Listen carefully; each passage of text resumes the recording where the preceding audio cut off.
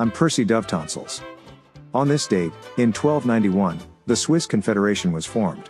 It was like all of the other confederations, except this one had holes in it. In 1785, Caroline Herschel became the first woman to discover a comet. By the next day, her sync was spotless. She also became the first person to discover a comet and not crack the joke, nice tail.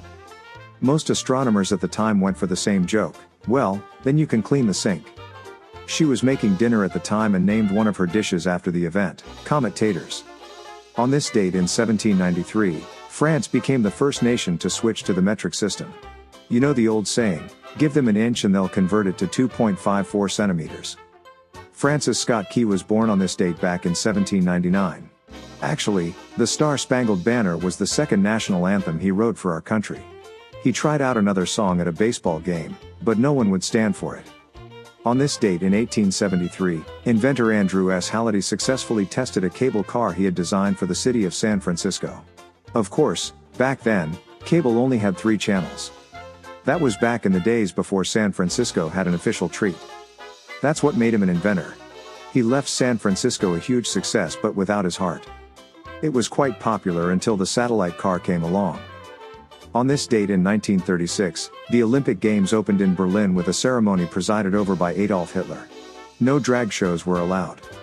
It was on this date in 1957 that the first solar-heated commercial building was completed in Albuquerque, New Mexico. Then again, during the summer, pretty much all of the buildings in Albuquerque are solar-heated. On this date in 1958, the price of a postage stamp went up to 4 cents. Back then, that's what it cost to mail a letter. Now, that's the average price increase. On this date in 1960, Pentel, the very first felt tip pen, went on sale. Any pen is a felt tip pen, once you felt it. They should have made it the #1 choice of people who work at banks. Then, every time you went in, you'd always see a Pentel pen and teller. There had been others before, but they weren't practical. Yeah, there are people alive who remember this being a breakthrough. No names, please. The felt part made up 10% of the pen.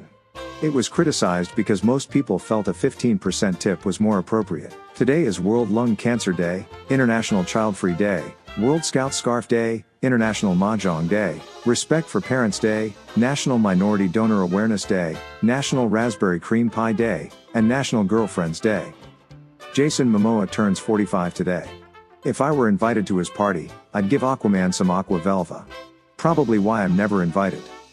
Tempest Bledsoe, who was Vanessa on The Cosby Show, turns 51 today. And the only thing she asked was that we not bring up The Cosby Show thing. Wish I had read that first. Adam Duritz of Counting Crows turns 60 today, if you're counting years and not crows. Chuck D of Public Enemy somehow made it to 64 today. Singer/songwriter Robert Cray made it to 71 and he still got the blues. And finally, pretty mean phone scammers back in Mayfield Heights, Ohio, where not only did they pretend to be a woman's bank and swindled her out of $6,000, they also convinced her to strip in front of her camera. I guess I have to remind some people that your bank will never call you up and ask you to strip in front of your phone. With exciting facts to clutter your mind, I'm Percy Dovetonsils, for KDAZ, Digital Broadcasting. And thanks for listening.